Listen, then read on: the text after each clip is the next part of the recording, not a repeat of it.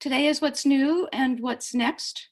And we look into the future, into the time that we're in to see what we can see. And I do these a few times a year whenever I have time or it feels appropriate or there seems to be a lot going on in the world. And sometimes they're free, like today, and sometimes there's an opportunity for a small donation so I can help support myself as well.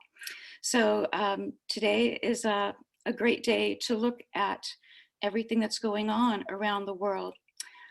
I do want to say that the communications that I have received from many of you over the last few weeks since I announced that we were going to do this today, the questions, the concerns, the comments, they're big and they're uncomfortable, and they are in some ways, just as we see the world right now, a little divisive, a little bit fearful, a lot questioning.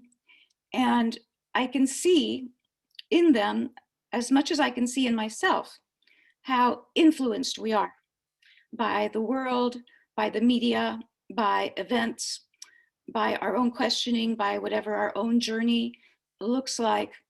And so based on what I felt, I somewhat revised what I was going to say today, because it's really important to me that we not contribute to the spreading of fear. It's also not necessarily my job to correct misinformation or to say who's right or who's wrong or to identify that way. When put to it, I will, but it's not my way of going about things that way. So I was up late last night, kind of retooling what I was going to say or do or talk about today or share with you.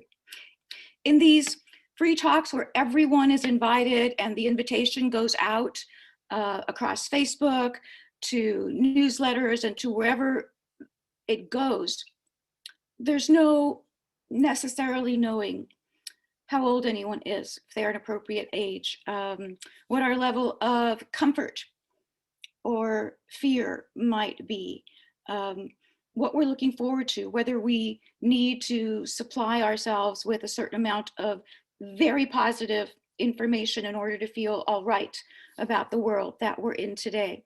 So there were some technologies and disruptive technologies and some topics that to me are great fun to talk about and to explore with you, but they also involve in some way the ending of some things that we are very familiar with and very comfortable with in our life. And so the only way to talk about those new things is to talk about the ending of the old things. So my job, what I do here and whenever I can, is really just to look. I'm a contemplative person. I spend a good deal of time alone. It works better for me. I'm not a loner, but when I do this kind of work, it sort of helps. And as much time as I can in nature, and as much time as I can with curiosity and investigating all the different subjects that I see. To do this, it requires that I stay as open as possible, not just an open mind, an open heart, open possibilities, open to light, open to dark. It's just like the lens of a camera. You leave it open for as long as you can before you press that shutter and say, this is the picture that I took, and then look at that picture. So it allows me to see as much as possible that way. To do that, I can't be in fear. If I'm in fear, I can only see this far in front of me. If I am a Democrat or a Republican, I can only see this far in front of me. If I'm liberal or conservative, if I'm positive or negative, any of those polarities will limit my ability to see. So I do my best not to. And if I can't do it on a certain day for whatever reason, then I just don't. If you want to do what I do, it's fairly easy to do. And that's really all you need is an open heart and an open mind and to just look. But the moment that we begin to say, oh, that's good or that's bad, we're not looking anymore. We're having an opinion. We're forming an opinion, and the vision, whatever we're seeing, will begin to shift and change and morph according to those beliefs or opinions or fears. So if you are someone who's very fearful, this work might not be for you. Any other limitations, if you think we are good and they over there, that country, those people, that president, that whatever it is bad, those are the bad guys, then your ability to see will not be as great. And so if you want to do this work, you kind of start with your eyes on the horizon, really, and as if you were looking at a sunrise or a sunset and nature. And it will really, if your eyes are soft, it will begin to unfold in front of you and you can just see it. And it might be the present and it might be a version of the future because there are a variety of potentials there. So there's a little discernment involved, knowing where you are, a little bit of a visioning GPS, we could say, to what direction we want to go in. And if you have a purpose or so, that will do it. And that's really what I do for this. For those who have asked me if I'm still doing channeling and still working with Gaia, the answer is yes. It's just not as public as it used to be. I'm not doing the great big seminars I did before. I prefer to be with you one-on-one or in small groups. And yet some of the information, guidance, visions that I get are influenced by the earth and the relationship that I have with the earth that began when I was a child. So there's no stuffing that down or putting it away or really saying, I don't do that anymore. It just expands and becomes something else. It morphs into something else.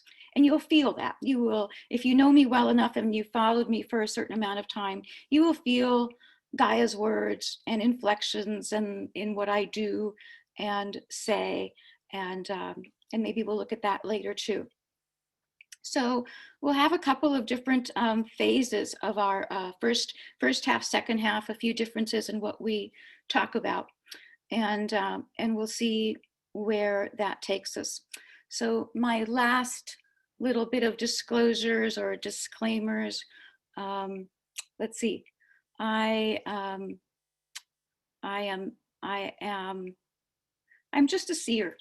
I'm a visionary. I like to keep it really simple. I'm a teacher. I'm not a healer. I am so many things. I'm not a doctor. I'm not a prophet, though I do work with predictions. And so I am like to say a lot about what I am not and to keep it as simple as possible. Again, just to keep my own palette clear and clean and uncomplicated for myself. So welcome to everyone. And so let's talk about what's new and what's next a little bit.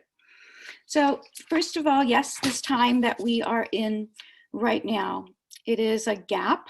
It is a moment, a cosmic moment.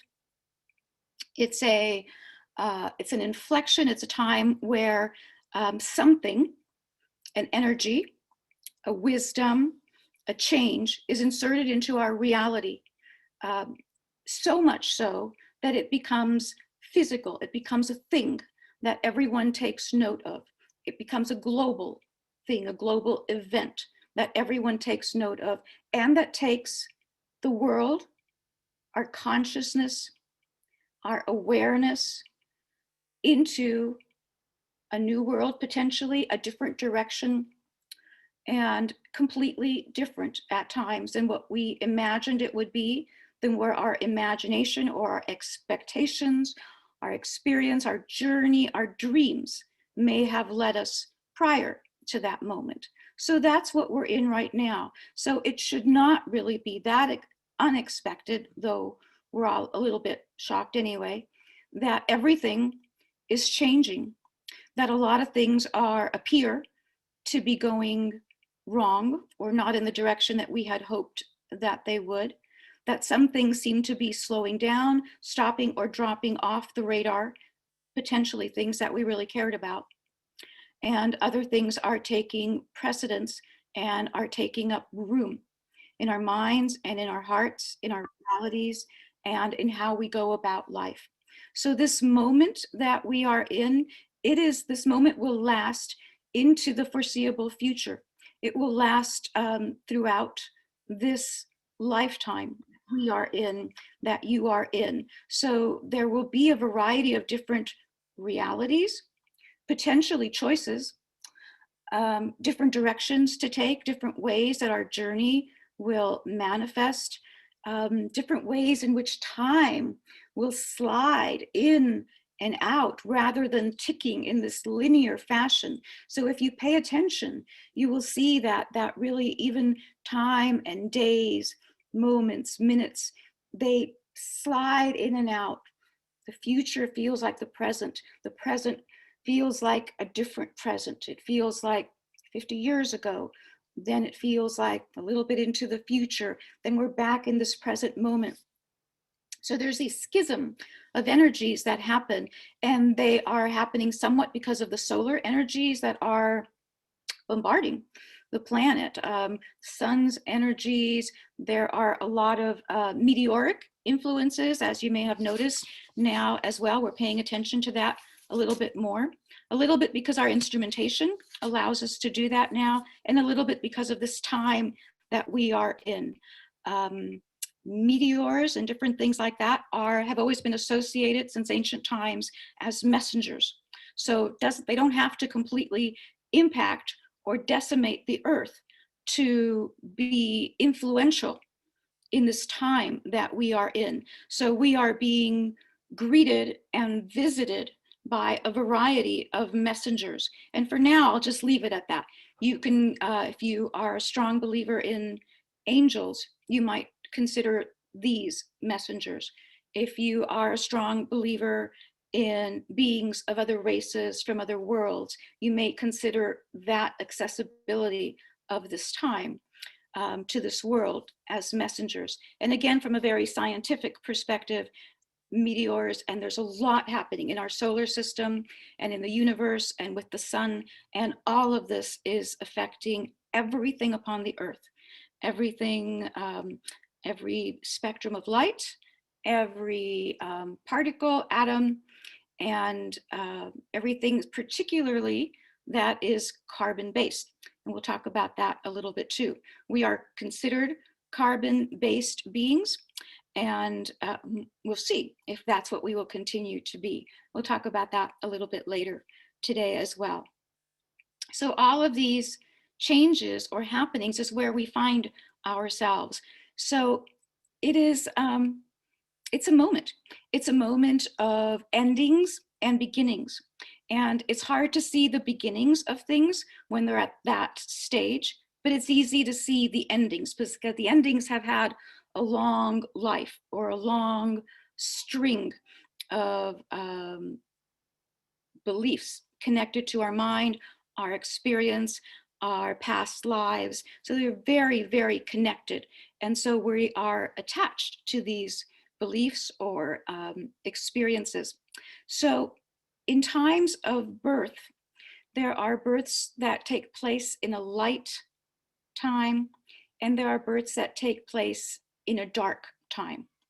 So this particular birth is one that is considered as taking place in a dark time. Dark does not mean bad. I really want to say that. Great wisdom comes out of darkness, out of the deep. I'll put it that way. Instead of saying the darkness, let's say that great wisdom comes out of the deep, out of the depth of our soul, out of the deep of a woman's body when a child is born, out of the deep blue of the universe when new worlds are born.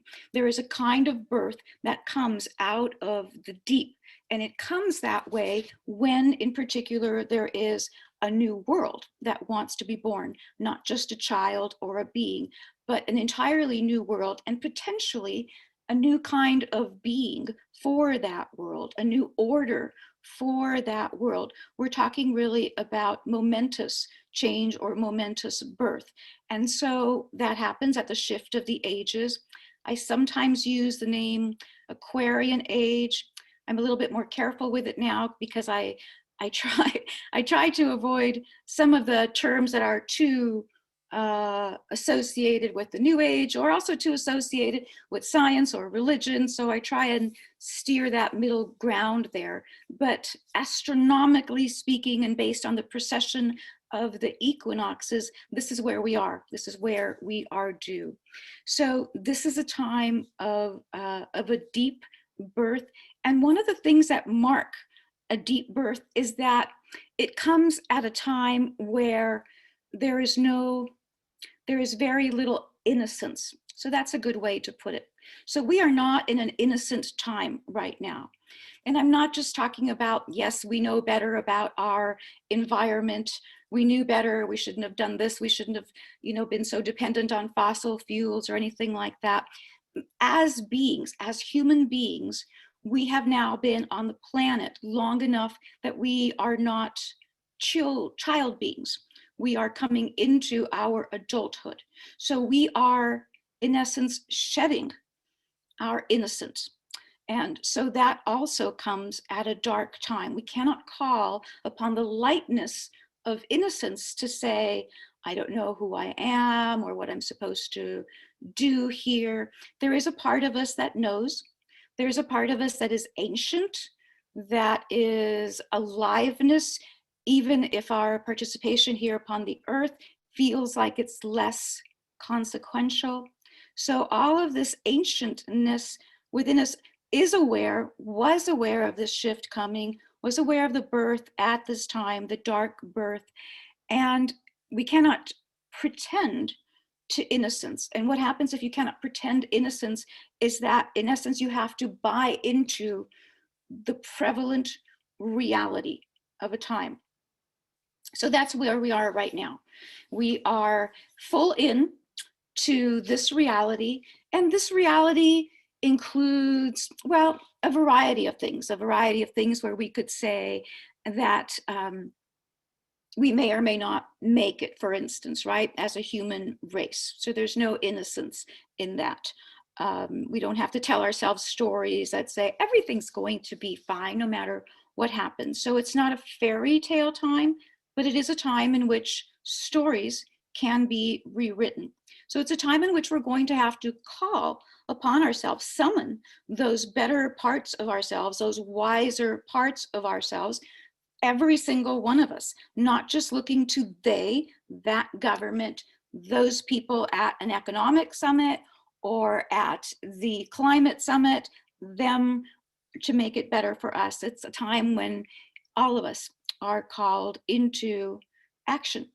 And action does not mean protests. Action means being the better part of ourselves to the better degree that we can to represent ourselves, no matter how dark a time, no matter how dangerous a time, no matter how difficult it is to keep ourselves awake and to help others do the same, to keep ourselves from forgetting that this is why we are here, even amongst the gathering shadows, we could say.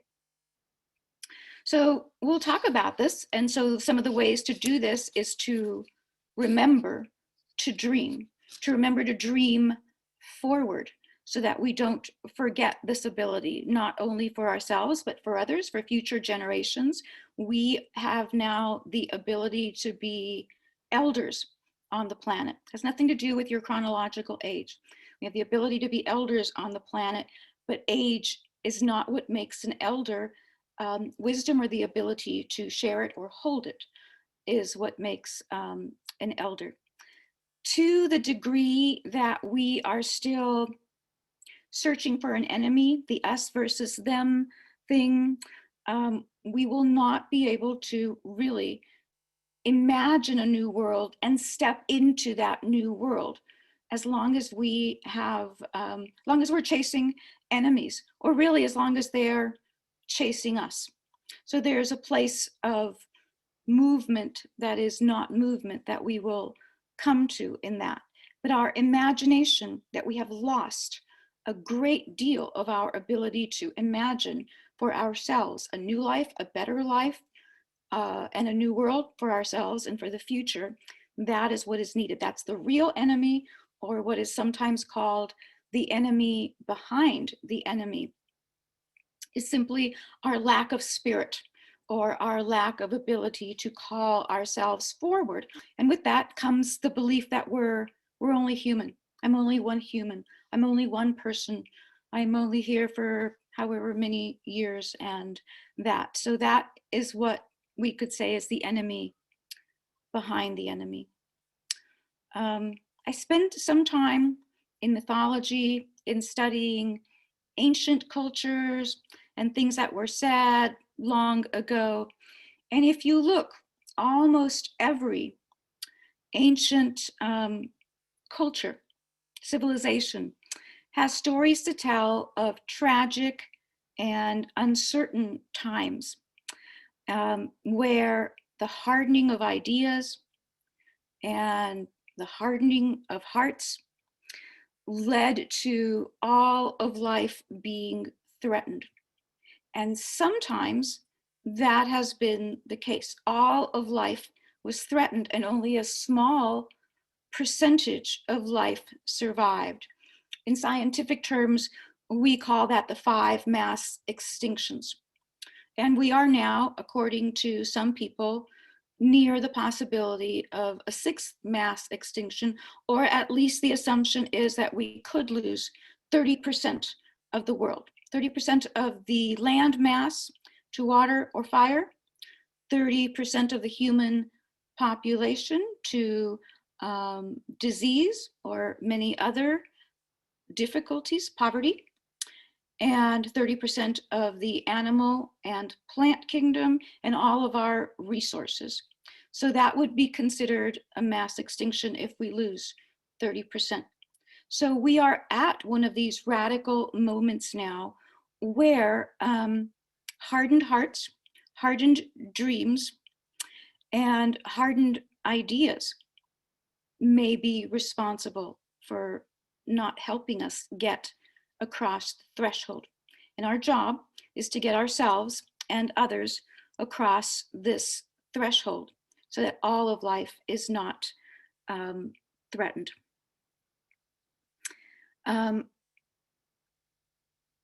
When a culture, a world, a civilization loses its dream, loses its ability to dream itself into life, so that we go to bed at night, we dream, and we wake up the next day. When a culture, a civilization loses the ability to dream in that way, then its dream or its reality, its world, its ability to be is either lost or forgotten or stolen or sold. Those are the possibilities. So if you look at our world right now, you can perhaps see that all of these are possibilities right now. We have, in some ways, sold ourselves, our information, our data, our whatever it is, our relationships, our participation. We have forgotten and been forgotten, and some of our life has been stolen from us. Maybe you feel that way too. Some of our freedoms might feel have been stolen, or some of our dreams. So all of these things are happening right now. And it's important that we stay aware and awake to this, that we pay attention to these things, because it can be recovered. We're at the point in which we can recover, in which we can restore, and in which we can reawaken, but we don't have a lot of time in this. Maybe you've seen a lot of the forecasts that say how much time we have either for the planetary resources or climate crises or different things like that. And most of them give 10, 20, 30 years, kind of to around 2050 if we're lucky. And that's depending on what happens. So depending on where you are on that scale, that may be about the time that we have left. So if that happens, or when that happens, it doesn't automatically mean when a world ends or the dream ends that it is not always cataclysmic or apocalyptic. And we're going to talk about that as well. It's not always that. It just means that it can no longer be restored to the way it was. We will never again see it as it was, or remember it as it was, or be able to participate in it as it was. So these are the things why we need to and want to be awake. Our immediate job right now is awakening, as I keep saying it that way. Our immediate task is also to reanimate the world that we live in, what I sometimes call anima mundi. We could say Gaia in that way, the sentience, the aliveness of the world, because as detrimental as everything that is happening has been to our own well-being and to our own health, it has been that way to the planet as well. So we need to reinvigorate the planet as source, as resource, and not let it slide into our memory as something that was, as something that used to exist. So we need to call upon not only our current wisdom, but a kind of primordial wisdom, the wisdom of the ancestors, the wisdom of the mythologies of all the cultures that have lived before us. We need to find a path through our current dilemmas. And in this, those beings, those cultures that did not survive to now, they are a resource. They are now a planetary resource. They are in our fossil records. They are in our ancestral memories. They're in our mythologies, and they're in everything that we touch and think and know. But we have to reconnect those wires because they have been somewhat disconnected. And yes, there are forces that would very much love to pull the plug on all of that. And so it is our job to carry the wisdom within us that we each have, to carry it across the threshold for ourselves and for the future. So this is it. It's our job to carry this living dream. And that's really why I wanted to have this chat today. That is the focus of my life in this world. So you would find me at the intersection of where humanity is and ecology is and spirituality is, and where all of these things come together. That's where I am.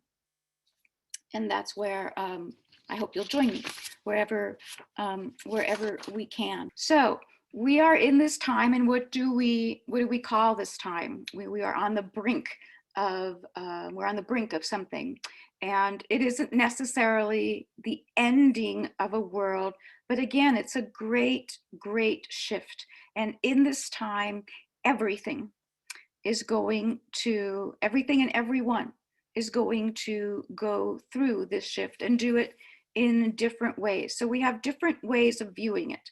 We can see it as the golden age, the Aquarian golden age, that we will just one day wake up from this dream, this nightmare, and be in the golden age. And then there are the ideas of a dystopian future, or an apocalyptic future, which would hopefully involve a post-apocalyptic future. And so these words are used interchangeably a little bit today, but in our contemporary world, we kind of put all this together, and there's novels and movies, and they're kind of fascinating. We kind of went from the sci-fi movies of years ago to surpassing that as sci-fi became our current time in space. And so now we're kind of looking at movies of what might be or might not be novels, imagined dystopias, because we really don't know exactly what it's going to look like. So just to give you a little bit of a difference of what that is. So a dystopian world, if we come to that, it has within its messaging, there is an implied warning. So don't do this, or this will happen to you or to your world. It takes place, a dystopian future is always just a little bit in the future. So you could really imagine yourself right there. If you see it in movies, you'll still maybe see vehicles like what we have right now, or food, or people smoking, or something that leads you to believe that it's just a little bit in the future. And it's also usually a dark and troubling time.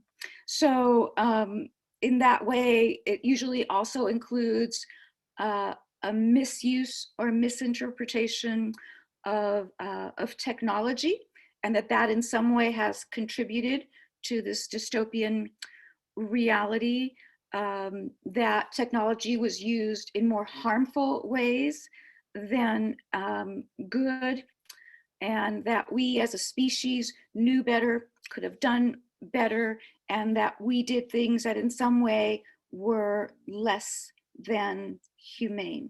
So these are associated with dystopian futures. So in that, we begin to think, where are we going? So again, dystopian futures here, I'll include a few more points. So they usually feature some kind of mass poverty. They usually feature a police state or some kind of abuse of power, potentially by governments. It features technology gone wrong, as I said, a loss of individualism, ineffective or oppressive social institutions, and again, either an overuse of technology or that citizens have been harmed or controlled by it. So that's a dystopian future. It's a future. Does that sound like our world today? Are we already living in that and don't know it, or don't want to call it that? Is this already dystopia, or are we still coming to that? I'll let you consider that for a little while. So post apocalypse, as the words indicate, as the description indicates, it starts out with some major crises that has happened already, and either civilization or society has collapsed in some way, either from natural or man-made circumstances, maybe even whatever, if you want to take it out there, an alien invasion, or World War III, or whatever you want to think about it, nuclear war. But in this case, there is still a society. There's still order. There's still order in the world, even though it might even feel somewhat unbearable by the people that have survived in that. So a post-apocalyptic future involves more of an attempt to survive something that has happened. And there are, in this version, there are more limited resources. Who and what we can trust or not trust is highly featured. So there are more potential threats or enemies. And that there is safety in numbers, that we, in order to survive at all, somehow we still have to come together and create something. So other common themes associated with this are a depletion of resources, dangerous weather patterns or exposure to elements more than is healthy, potential radiation, or accidental nuclear mishaps, a loss of technology. So in this case, it's not the overuse of technology, but a loss or a complete loss of technology. And somewhat nomadic living, because we are back to being in survival mode. And the kind of dynamics that are involved in survival situations. I don't know if that quite describes us yet, but if we were to look and see how far into the future that might be, that could be, that's where some of our fears go. So if you look at these and evaluate these, and you might want to consider them later, then you can see why we are feeling fearful, anxious, uncomfortable, uncertain, not trusting, and uncertain about what is going to happen, because these things don't feel as far away as they did before. Certainly, they feel as if they are possibilities in our lifetime.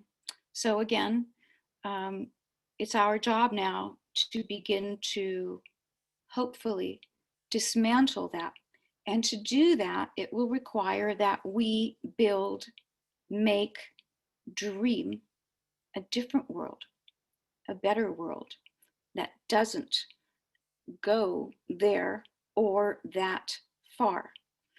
That again is up to us. And I'll keep saying that the responsibility is us. It's here. It's not them. It's not they. And we'll keep going from there. Where we are right now is in a post-peak period. So our civilization, our culture has peaked. There are different versions of when we peaked. Some people would say in the 1980s, others would say around 2000, or some would say that the decline began or started with the last recession in 2008, because it was a worldwide one. So what this means is that post-peak, everything that we have kind of depended on, our economic systems, our governmental systems, educational systems, all those things of society, they're not broken yet. But post-peak, they begin to show signs of fatigue and then failure. So we could look at that everywhere now, economies, governments, the space station, everywhere we look right now, we could see that this is true. Our infrastructure, roads, bridges, all of this, the family dynamics, all of that. So what we are doing now is working on a short-term basis. One of the things that we don't have right now is the ability to have that long view of how we will emerge from this time. And the reason we can't is that what we are emerging to is a world that hasn't quite been created yet, because it's our job to create it. So what we have instead then is short-term views. And whenever we have a short-term view, it is limited and it can cause anxiety or even illness. A short-term view means maybe you only have enough money to the end of this month and you're not sure how you're going to pay the rent next month. So that would certainly cause anxiety if you couldn't see beyond that next paycheck. And many of us are there. So there is anxiety in the world right now. We are in a time that is evolving, but this is the age of anxiety and so many other things that we could call this. So during this time of post-peak, I'll just call it that for now, we see that there is a depletion and a deterioration of everything, physical structures, social structures. We see that people are being rude to one another. We see a growing inequality. We see a rise in authoritarianism. we see a decline in both spirituality and science. Neither one of them are held in very high regard right now. Science, slightly better, but it's a slight edge at this point. So we see that everything then, including ourselves, our health, our lifespan is in decline now. And it's going to continue to be that way. I think it's 77.8 years now. It's going to be declining to 76 and a half, I think, within 10 years or so. So all of this, what we see, is in decline. So what that means is that this global system, the world that we built, is approaching its limit. We're approaching the limit of how many humans can live comfortably upon the earth, or can be fed or housed. And there's a point at which everything starts to outweigh the benefits of what we try to do. So the benefits of trying to fix a system start to be outweighed by letting it fall apart and building it new. So kind of what you see now is a power struggle between corporations and governments. And the corporations are for letting the governments fail somewhat and then creating new systems. And you see them doing that. You see players like Mark Zuckerberg wanting to create the metaverse, which we could talk about now or later or at another talk, and what that will look like as well. And these metaverse versions of the world don't include government as we know it today, politics as we know it today. So that's really interesting as well. So once we're in decline, the real wealth of the world begins to go down. It is also in decline. So if you think about the Industrial Revolution 100 years ago, it was built upon product and growth and innovation. And then 100 years later, it became about money and building money upon money towers of that. And now we are trading on data. We're trading on lives, we're trading on attention span. So it's not real wealth anymore. We're not really creating a product or a need. We're kind of recycling what we have. So if we can't really have any real raw wealth that everyone can participate in, what happens is that those with power or with money, the only way that they can improve their position is by, in essence, commandeering, taking over the wealth of others. And so that's why we see that our data is being bought and sold, or is being hacked, or the things that we are trading on now doesn't create real wealth. We're just borrowing and stealing, we're printing money, we're doing all of this in order to have the illusion that there is wealth or productivity or growth in the world, when that is really at this point stunted and in decline. So if you look, you'll see that there are lots of different industries being propped up by a variety of governments or institutions.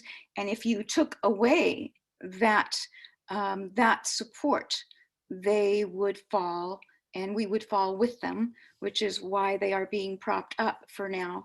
But again, we're in decline and we won't be able to do that much longer. So how did we get here? We kind of already know that. There's no real reason to go that.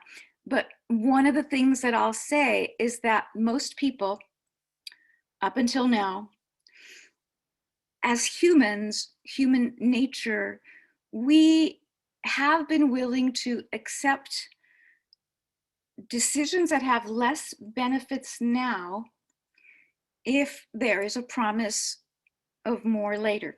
So we'll take less money in our paychecks now because we'll collect Social Security or retirement later. That's a simple example of that. We'll pay more taxes now because we will be the beneficiaries of Medicare when we are older or something. So these are examples of that. But that guarantee is no longer plausible. And the holes in it are being revealed and won't be able to be supported that much longer. So what does that mean to the world that we're living in right now? That in some ways is creating some of this divisiveness that we see in the world right now. We are pitted against each other, even though we're not really enemies of each other, but it looks like it was our turn to collect, and it may not be now. And we are trying to find out what happened to that share or that guardian of the assets or that person or government who made promises that we voted for or believed in. When a world finds itself in this kind of distress, and there are as many people living upon the world as we are now, there comes a choice between freedom, some kind of liberty, freedom to choose, or order. And at least historically, we have seen that people will, out of necessity or out of fear or out of control, choose order. And so in some ways, what we're seeing in the world right now are those two factions, even though it doesn't look like that: freedom versus order. Vaccine versus no vaccine, the freedom to choose versus safety in numbers and order. And so one side will find the facts, the science, to support one decision over the other, and the same for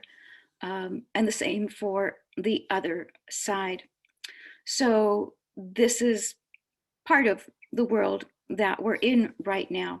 The more people that there are on the planet, the less resources there will be to go around, the more need for those resources there will be, and there will be then the need for order to protect those resources or to see who gets those resources.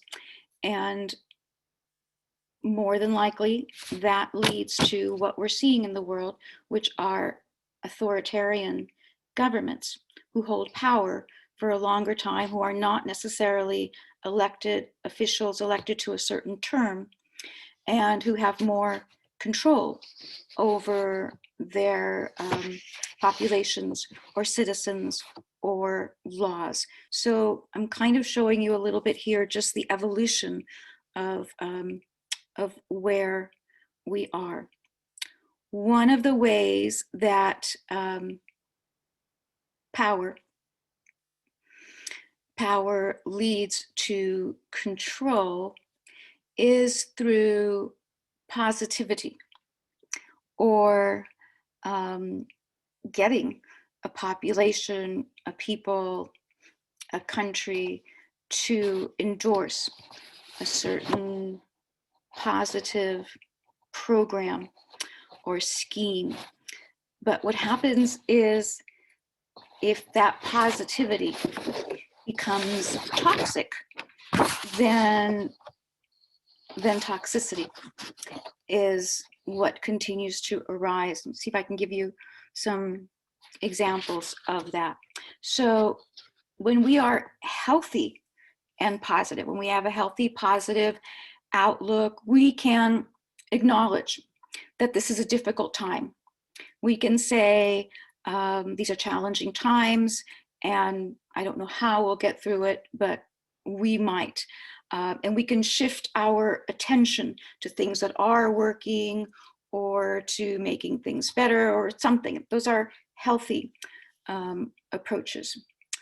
But toxic positivity, it becomes toxic when it is excessive, when you get all the people of a corporation together and say, this is our message, you have to get behind this message, when it's overly generalized, when it's excessive, when it becomes optimistic across all situations and levels, then it falls into the category of possibly becoming toxic. So when it becomes that level, then people are afraid or avoid their feelings, or expressing unpleasant thoughts, or of saying the truth about things that aren't working. The emperor has no clothes kind of things. And these people are then frowned upon by others that are carrying the sign, the flag of positivity. And positivity becomes the only solution to a difficulty, even though it's not a solution, or it doesn't have a basis for solution.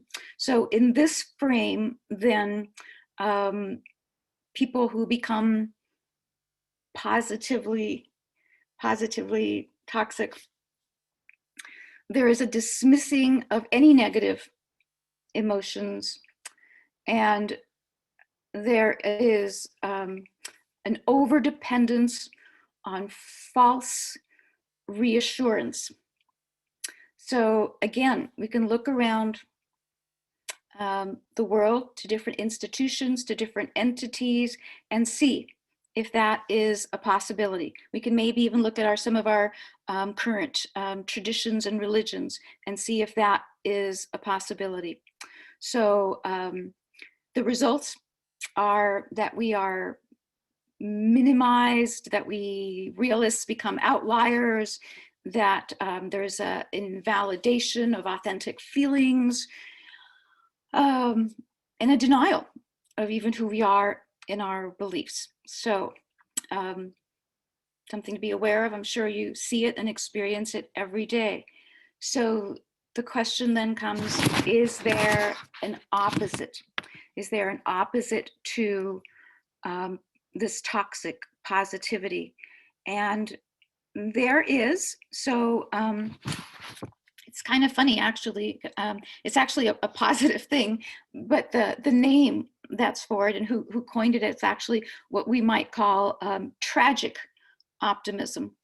And it's kind of it's not exactly what the word sounds like, but tragic optimism is like, it's kind of where we understand that life has meaning and purpose, even though our human existence can be tragic, even though there are difficulties and trying times, and even though we might not make it, the ability to respond to these times, even in their tragic nature, is what makes us human. And the person that coined that phrase, that tragic optimism, you may know, is Viktor Frankl, who was a great, humanitarian, and also, known for being a Holocaust survivor and writing a few books that we carry with us these days.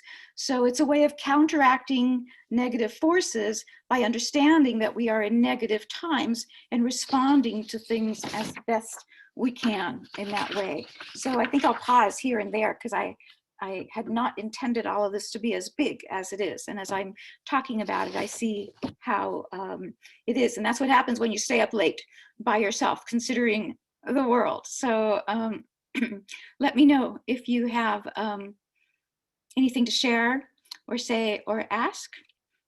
Here's a question that came in earlier, Pepper, if you'd like me to ask it. Yeah. It's relevant. You've covered some of these things, but I'm going to go ahead and ask it as it came in, because it's very thoughtful. This is from someone named Linda, I believe. You have to scroll up here. Yes, there we go. It just seems all is lost or about to be. Those in power who could really help facilitate changes to help save this planet seem to be, as Greta Thunberg so eloquently summarized, just giving it all lip service, blah, blah, blah. Pretty good imitation. Certainly. Sound a little like her, that's good. Certainly, those of us out here can recycle, take the bus more often, add insulation to our houses, maybe even solar panels.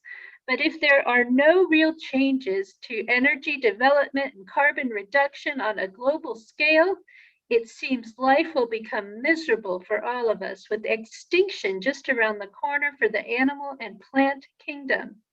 Is there anything we can do to change this current course? Or is this all incorrect and we are just listening too much to mainstream media and all is fine? I know Gaia will be fine with us. I know Gaia will be fine without us. I mean, fine, like a life worth living on this planet for the rest of us, plants and animals included. I have heard and read that what people need to do is focus on raising their vibration. This is very relevant. Happy thoughts and all, to then elevate themselves out of the third dimension, Gaia presently being in the fifth dimension. And can we then consciously join her, and we can still be alive and living on the planet, and we can look down on those with low vibrations about 3 feet below and see them still living on planet Earth in misery with all the miserable climate and social events unfolding for them, but not those who have raised their vibration and are now 3 feet above the chaos. Is this true, or just sales pitches by people wanting to sell metaphysical books? That's the first question. Wow. Linda. Let's stop there. That's a mouthful. So yes, extinction and the end of everything is a scenario. It is one. It is one possibility. We're on the brink of any one of these scenarios right now, and that's what makes it so hard. Is that we may or may not, but it is one. So I will tell you that when I go visioning, and I told you that they're not really fishing expeditions for me. I go looking as far as I can, and there are always humans. There are cities. There are people. There are animals. There is nature. In one possibility. When I look at that, so I don't see this complete annihilation and extinction of humanity. Not now, not yet, not at this time, but I do see when I look. And that's one of the things that, like I said, based on some of the questions and comments and things that I received, why I didn't completely want to explore some subjects in this talk, is that I saw a very large disparity in the quality of life. So large that it's still a little difficult to wrap my head around. That again is another possibility. So I've seen a few different worlds now. When I say world, that means the world that we create. When I say Earth, that means the planet. So the physical planet, Earth, and we live in a world upon the Earth. That is our version of reality. We could say that we're all in a dream, or we're all in a bubble, imagining that we are living on this Earth, in this planet, that we're all a hologram, and that the hologram is what this looks like, and it's the hologram program that's coming to an end. That is one version of reality that is being considered out there, even by science. It's not a far-fetched one, really. So in that, there are other realities that then open up when we awaken from that dream or from that hologram. In terms of the world that we are living in and whether it matters that we are taking a bus versus driving or recycling our stuff versus not, I believe in this case that it is intent and how you hold the value of life that makes a difference. So for me, life is sacred, and I want my footprint to be as small as possible, my carbon footprint, my any footprint. So I will recycle or do this or that. And there's tons of things I don't do. I am the most imperfect human being you could find, or the most average human being, depending on how you look at it. So many things that I don't do and could do. So that is a version, but it is my version. So in my version of this world, I do my best to be a good human being, and whatever that means to me. So it is the intent and the ability to respond to the needs of the world, to have empathy and compassion for the world, that makes other new worlds potentially possible or maybe visible.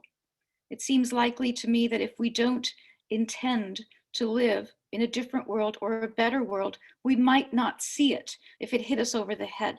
And so how we live and how we view the world, how we hold our hearts as open or soft versus hardened, may impact our ability to see what is in front of us, or to get a ticket into that new world. So to that extent, I can't, and it's not worth it for me to spend my time thinking about what all the other people are doing at the climate summit, which is probably worthless. Probably whatever was said, whatever accords or promises were come up with, won't, our things will change so much faster than what any of that could turn around. So I look at it and I pay attention, or I laugh, or I dismiss it, and I go about my life doing the best that I can, because this is the world that I want to live in or leave for others. And that's the best answer that I have for that now, even during the distress, even during what other people are not doing, in spite of whoever my neighbor is or isn't, and all of that. It is the intent by which we sit to meditate or contemplate or envision that will create the new world. It's not going to come in a package dropped off by Amazon on our doorstep, or it might, and I might be wrong. There was this story that I read not long ago.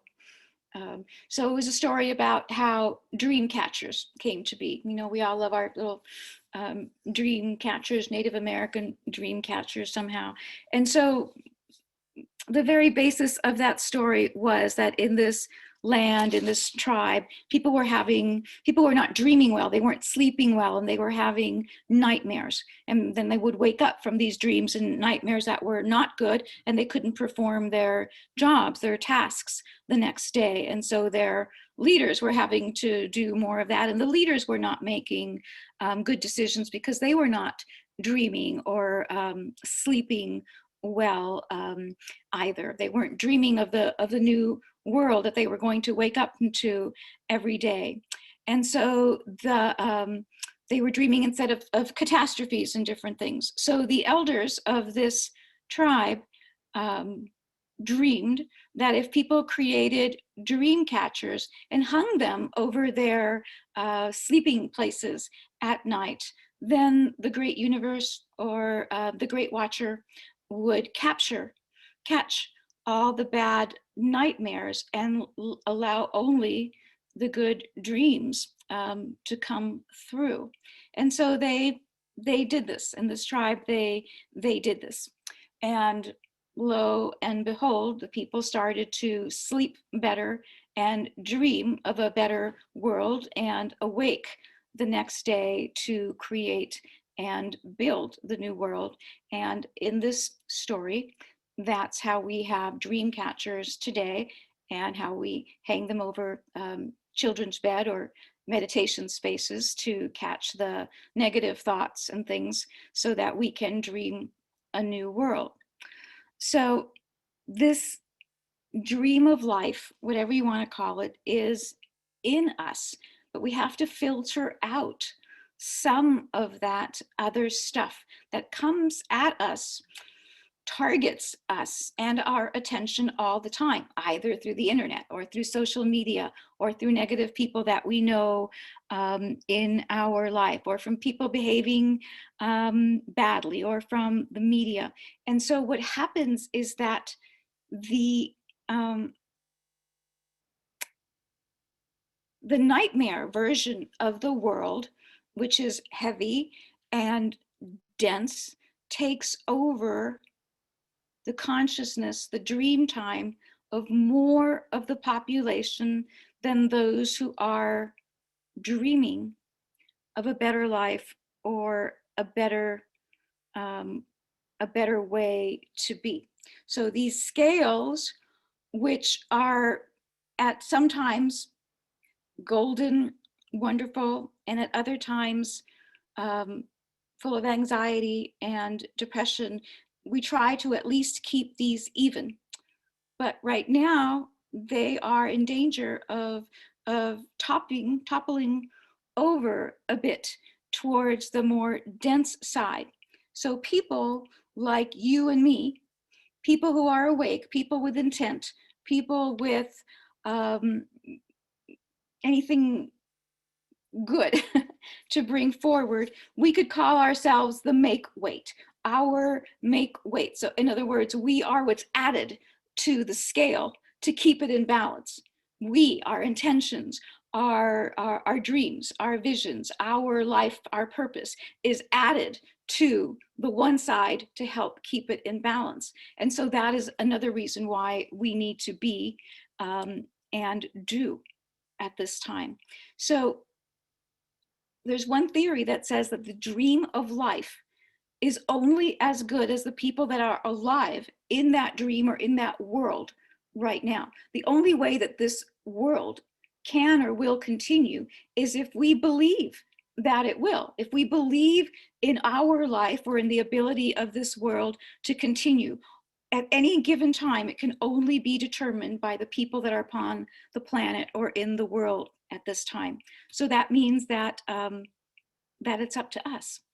And we've kind of forgotten this ancient truth. We really need some of these ancient truths more than at other times. And maybe I'll let that sit for a little bit there. And let's spend a little more time together, and then we'll see what we can look at in terms of your questions as well.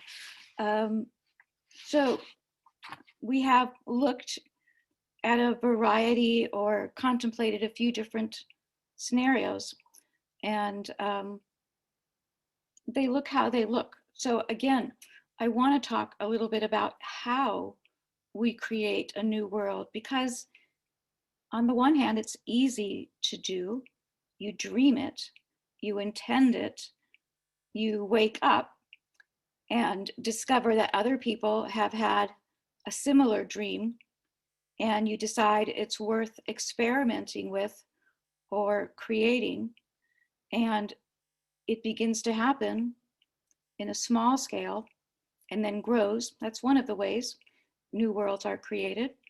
They're also created positively in apocalyptic ways. So for instance, we wake up and the power grid is taken down, and so we have to use a different kind of technology, or we wake up to a different system of government, or we wake up to a different system of finances, economies, different things like that, which is entirely possible as well. or something collapses that we did not want. And so what is built is something that is good and that is positive and that is for a lot of beings and for what we would think of as this positive future. So what we don't have right now is the ability to imagine what some of these scenarios might look like. But I'm going to give you one now, and let's see where that takes us.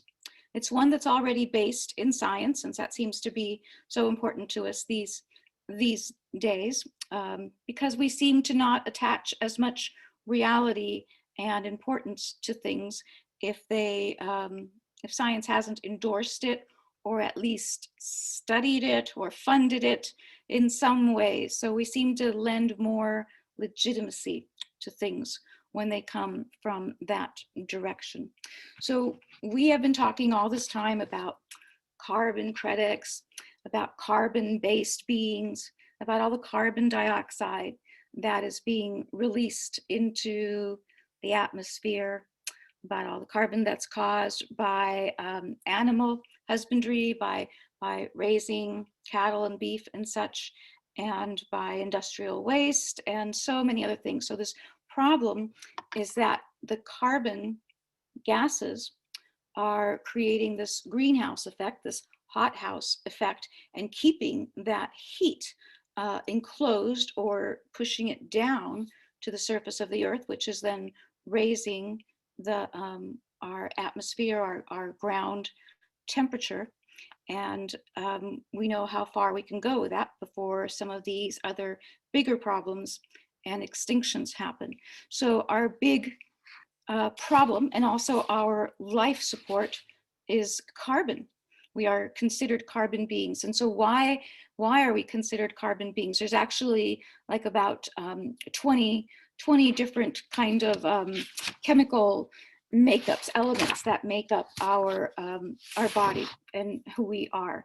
And so we are the greatest part oxygen.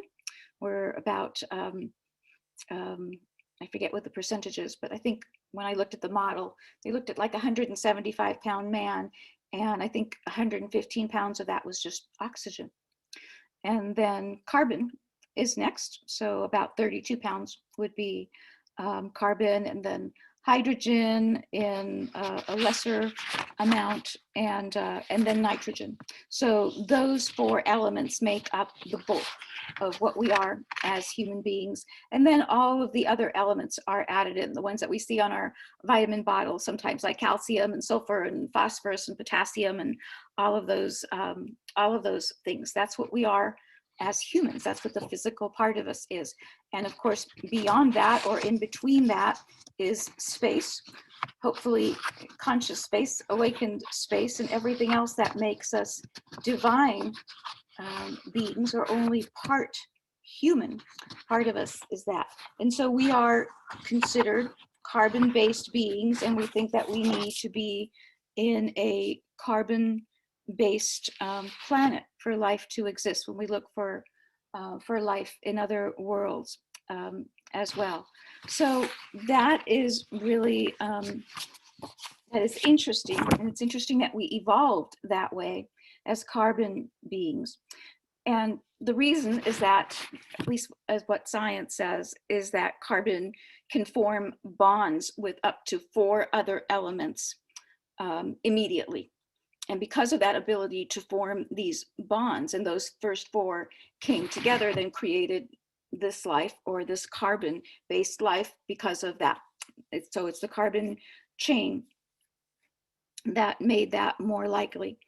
So what is interesting about that is that, yes, all of the life that we consider came that way, but also that carbon and silicon are very similar to one another, because even though it wasn't always known that, it is known, we now know that silicon also creates instantaneous bonds with up to 4 elements simultaneously. And what's interesting about that is that silicon is one of the most common elements in the whole universe, on the earth, in the universe. So silicon makes up they think, over 30% of the mass of the Earth's crust. So it's not that it's difficult to get. There it is in the Earth's crust. And so it's actually 150 times more abundant than carbon in the Earth's crust. So a question to consider then, why did we become carbon-based beings instead of silicon-based beings? Is it just an accident? Was it a matter of timing? Does consciousness somehow bond better with carbon than silicon? So these kinds of questions are present.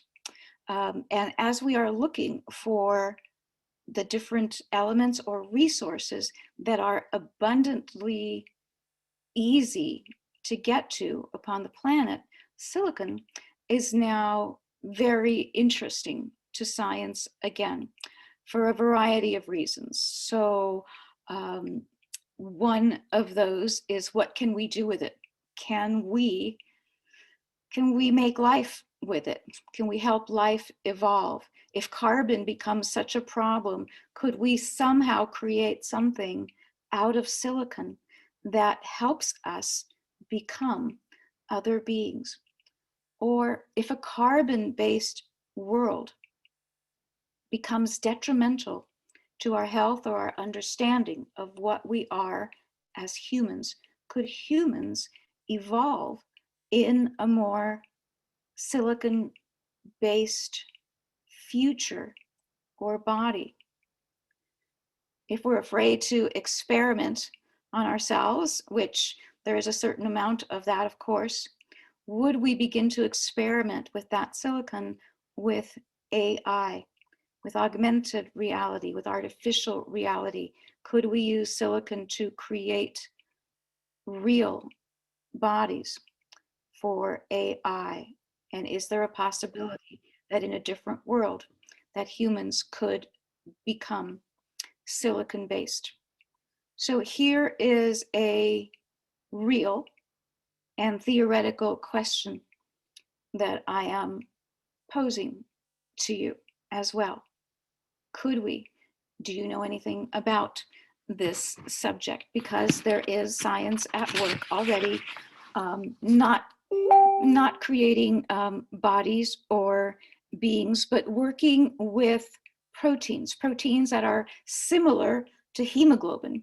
So there is work at this already, and trying to understand how we can augment our carbon needs or carbon neutral needs by using silicon in different ways in a post-carbon world, and where that might take us.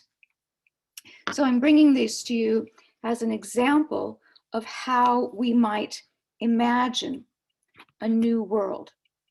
We imagine by looking for resources that are plentiful and seeing what is the science behind them. What else can we do with them? How do we match this plentiful element with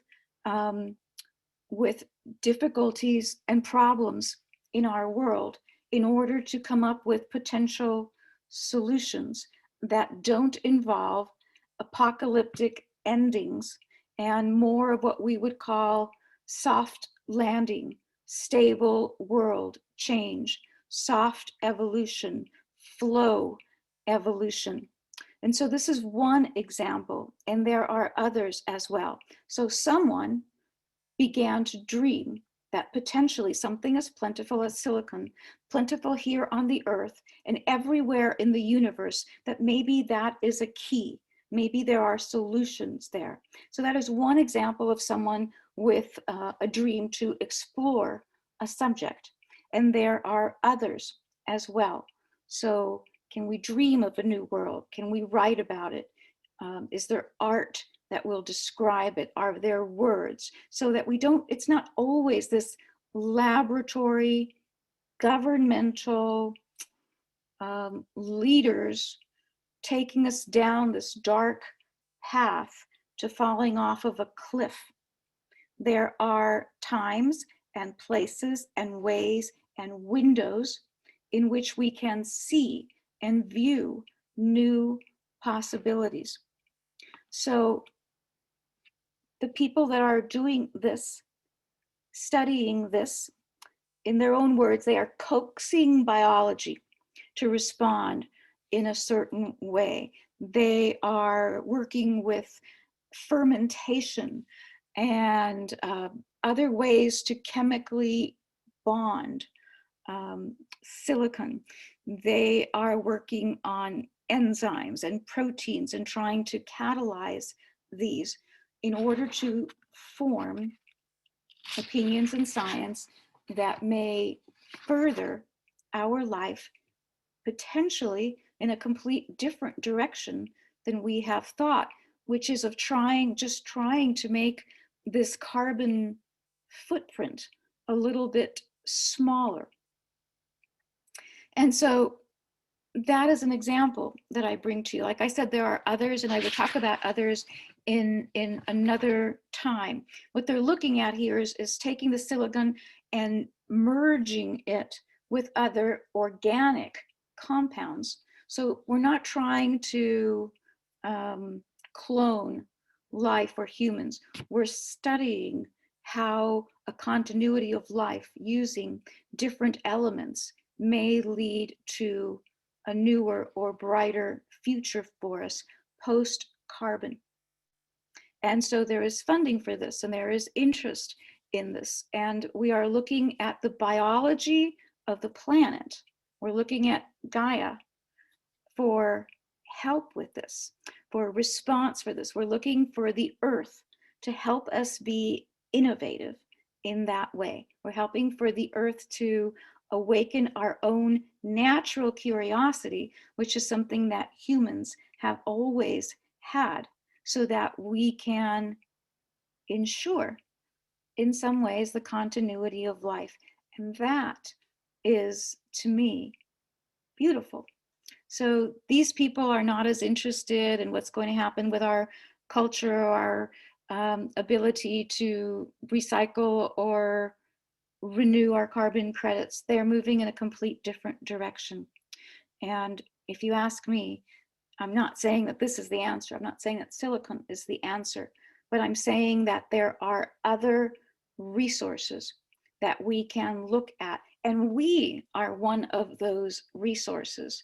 We are unfathomable. We are an untapped resource, except when we think that we are limited humans who need to fight for this or struggle for that because this is all there is, and we need to fight for that little piece of the pie in order to think that we have had a successful life.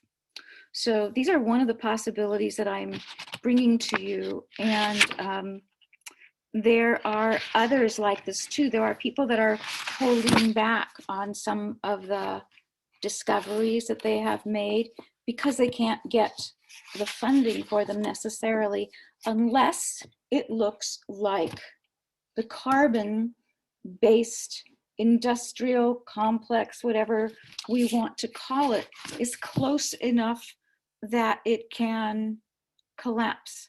Then the people with money or good fortune or ideas can then invest in this post-carbon era.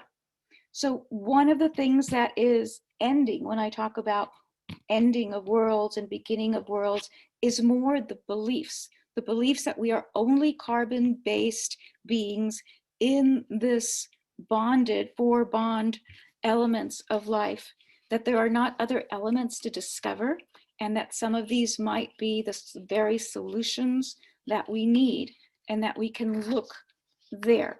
So this is more of a natural positivity, elemental curiosity, a walk in the right direction to vision these things as well.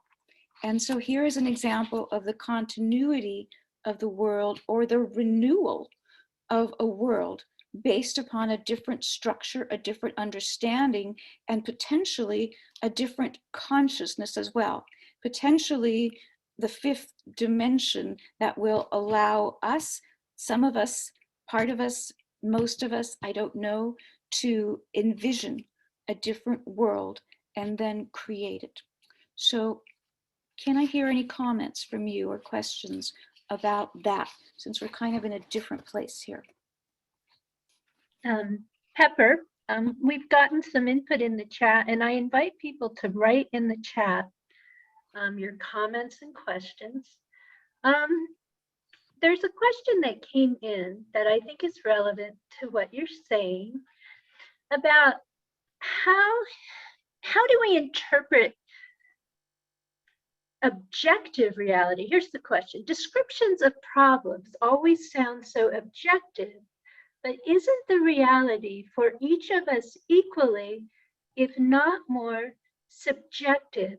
And then also there have been more questions about, I think, how do we find that balance in positivity and really looking at this world, which I think you just touched upon.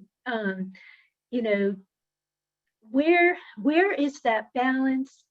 How are we changing? Has the lockdown affected all of us?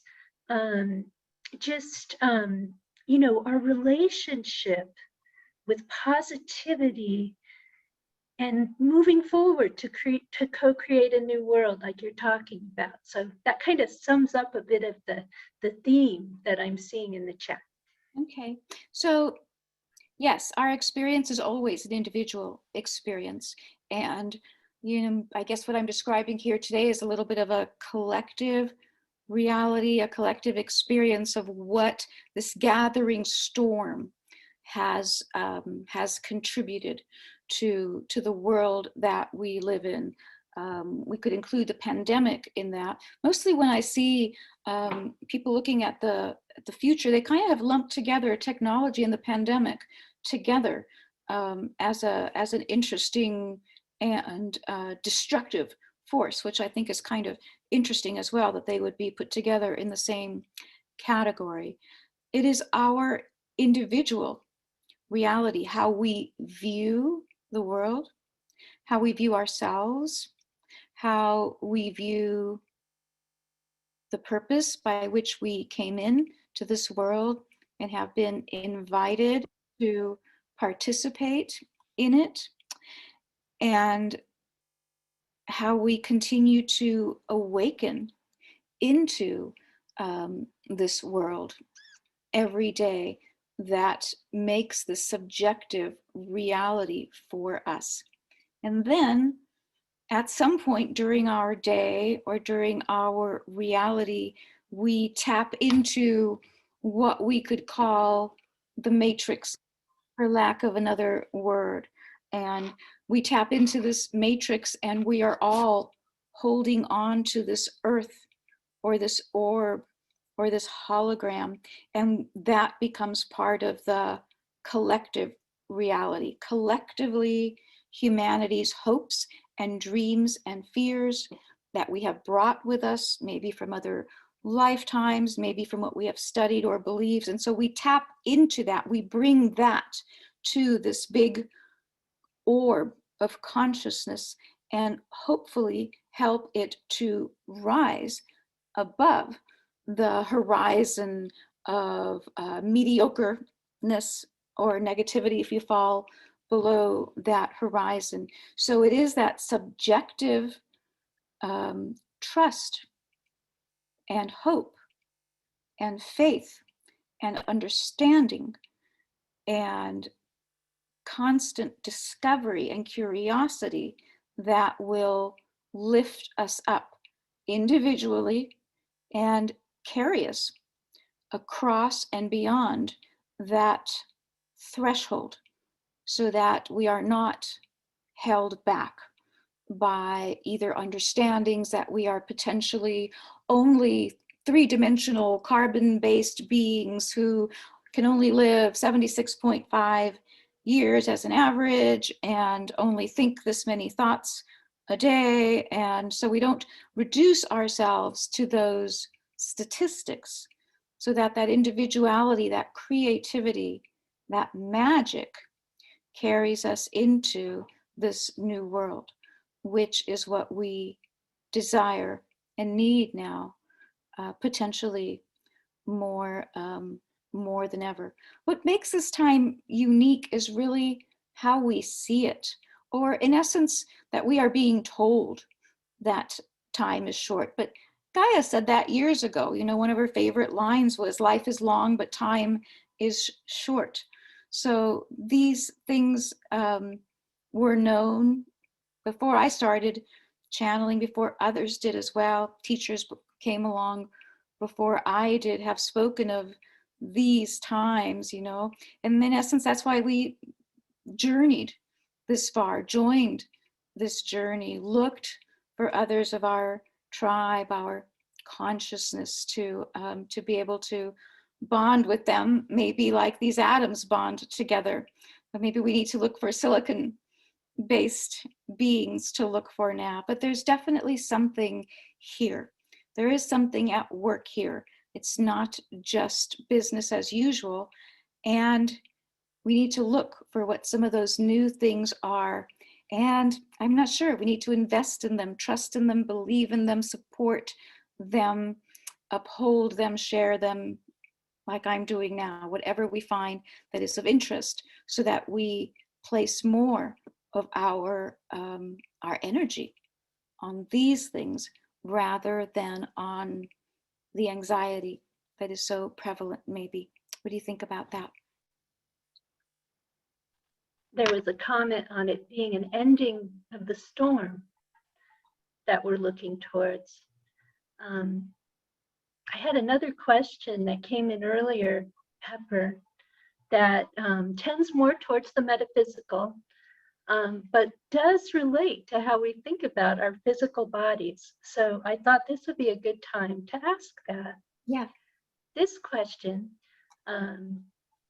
summarizing just a little bit, Gaia talked about how at birth we don't really get a new body, as we use the same personal body templates and quotes. Through incarnations for our physical bodies, we get a recycled body, or as I understand, recycle our old bodies from incarnation to incarnation, over and over. So from a linear time perspective, things can only get worse, and the mileage of our bodies can only go up. Following the same logic, it seems that in our future incarnations, our bodies will need more care and maintenance, with disease and illness being more and more probable. But does this really work in this way? I am sure my understanding here is limited. It seems linear. Surely one can heal his or her own body template somehow, so that when one heals the physical body, the template can also heal. So the question here has to do with, how does reincarnation fit into all of this, Pepper, and into these times and into who we are, and yes, bodily. I wonder if you could address that a bit. Yeah, that's interesting. You know, speaking of reincarnation, we should all remind ourselves now, whether you, if you believe in reincarnation, that we were either attracted to these bodies, to this time upon the earth, that our presence here was requested or demanded, depending on what you believe. So we fashion our bodies. Our bodies are fashioned upon the earth. You know, the old terminology was out of clay, which is a way to say out of earth, or out of the materials of the earth, including what I just described to you, all the carbon and all the other minerals and elements and things. That is what our body is made of. So at any one time when we come to the earth, we receive a body. If we are conscious enough, we fashion a body. The more conscious we become, the more we are allowed, invited to participate in the creation of that body and of that life and of the things that will be done or studied or accomplished in that life.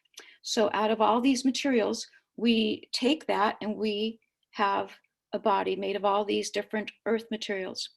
And then we come back. Few different theories of coming back. Some people believe that the same incarnate being comes back again and again and again. Another theory being that the body and the soul and all somewhat disintegrate in its particular format and is reformed with its next purpose and consciousness as is most appropriate, so that it's not necessary, so that it's a amalgam of all the different elements and consciousness, not just the same packaged person, memory, soul. Regardless of how you look at that, there's a few possibilities for you. So as we then create and receive a body of clay, of the earth, then, and all of the benefits that come with it, the health, its limitations, perhaps, brain capacity, athletic ability, whatever it is that we are endowed with. And as we cycle through lifetime after lifetime, age after age, which is so much more vast than imagining, just kind of coming back tomorrow or next year or next month. In this vastness of understanding, then according to the elements and their availability and how they have been used or understood or misused upon the earth as well, we receive bodies based on the available materials of the earth and of our own conscious ability to raise those vibrations of that clay or that material into something that is more bioavailable. I'm using poor choice of words here, but I'm doing the best I can. So as we cycle through, then we get sometimes better bodies. If the earth is in distress or in a storm, as we are now, we could call it a geological storm for ourselves and for the earth, then the materials of the earth are also somewhat depleted. And so the bodies that we are able to create from the same material are also somewhat depleted, or it requires much more consciousness on our part, much more higher vibration to lift up this material to make it more usable for us. So we have now cycled through a whole age, of creating and recreating, recycling our bodies. And so now, just as the earth is depleted in its resources, our bodies are also now somewhat depleted compared to what they were at what we could describe as the golden age, where people lived for a very long time in golden halo-like, healthy, perfect bodies that didn't require food or ate the nectar of the gods or what it would be.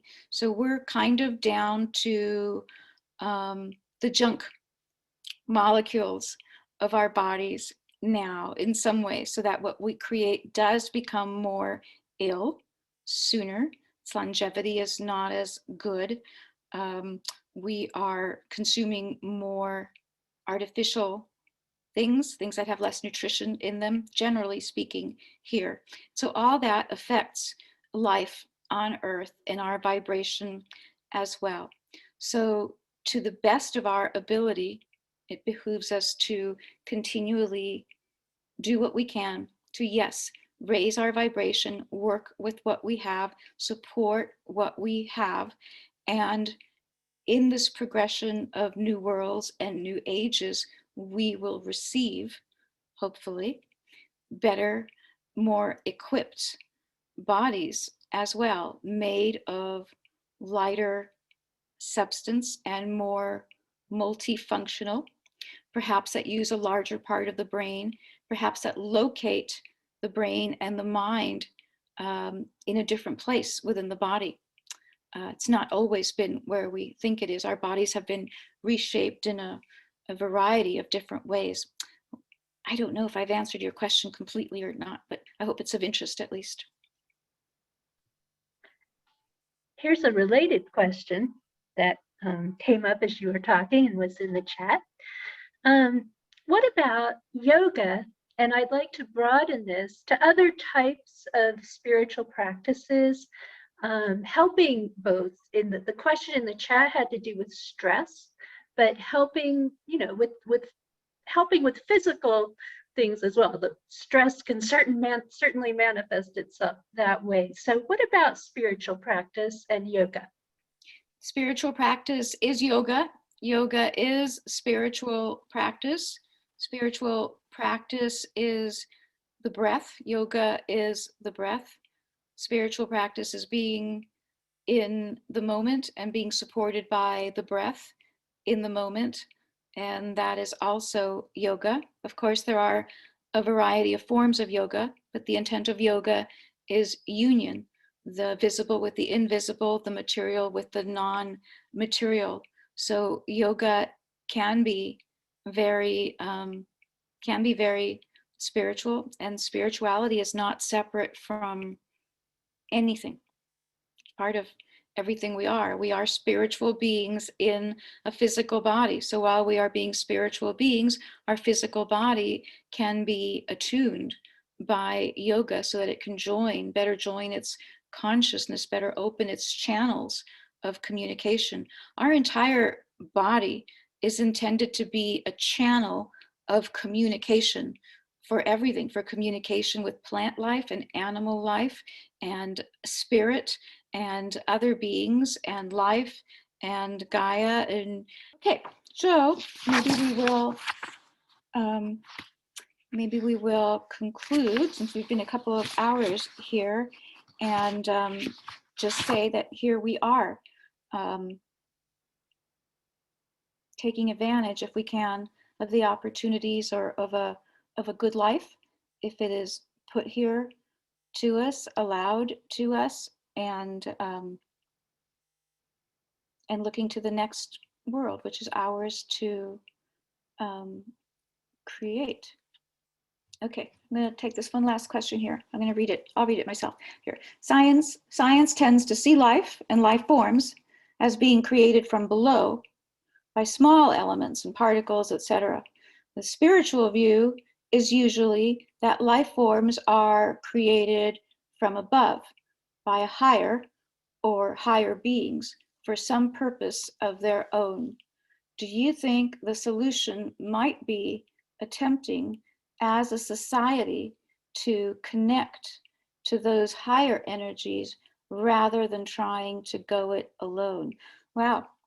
So yes, an understanding is that higher forms of life, higher ideas of life, higher consciousness creates the lower being or its child, its creation, and that we human beings are the creation of higher beings with a higher vision for us for a variety of purposes, to learn and to be guided and to raise our vibration. So yes, we have been custom fitted with bodies to support our consciousness, our evolution, our growth. So aside from looking at how human evolution has interpreted itself, how it grew from ancient forms of life to our current, more developed human form of life, that it could not have happened without the influence and the wisdom and the willingness of higher beings and higher forms of life to allow this form to come forward. So our attempts to create life is to imitate our parents, to imitate other forms of life that are wise and understand how to combine the elementals of life. And whether or not we succeed in that, in creating another form of life or another world in which we can take these life forms into, it is our consciousness, our ability to remain spiritual beings, to seek our creator, and to be influenced and helped by our creator that may see the success of that. So that is a personal opinion infused with my beliefs, my understandings, and the teachers that I have had, that we are not meant in our own way to be creator beings, but that yes, we can work with ourselves and with all of the forms and all of the elements and materials of the earth to uplift ourselves and to create create a better world, hopefully, if possible. And that if we don't, well, there is, in the many different descriptions of the fall or a fall of consciousness and other next beginnings. So it's a big subject, big subject, which involves considering higher forms of life, creator beings, alternate histories, alternate futures, and other wonderful things that would be great to discuss in a class. So with that, I think we will just close this big day. Hope I didn't overwhelm everyone. And I hope that the view of the possibilities that are ahead of us, I hope that you see those as enlightening. I hope that you see those as having more choice, more power, more potential, more creativity for what lies ahead, and that we're not the blind, following the blind over a cliff, that there is a beauty to the earth, to Gaia, to the earth's sentience, to its aliveness, that can, especially from now, only be improved upon. And I hope you'll join me in doing that. So until the next time, I'll say bye for now. Thank you. Thanks so much.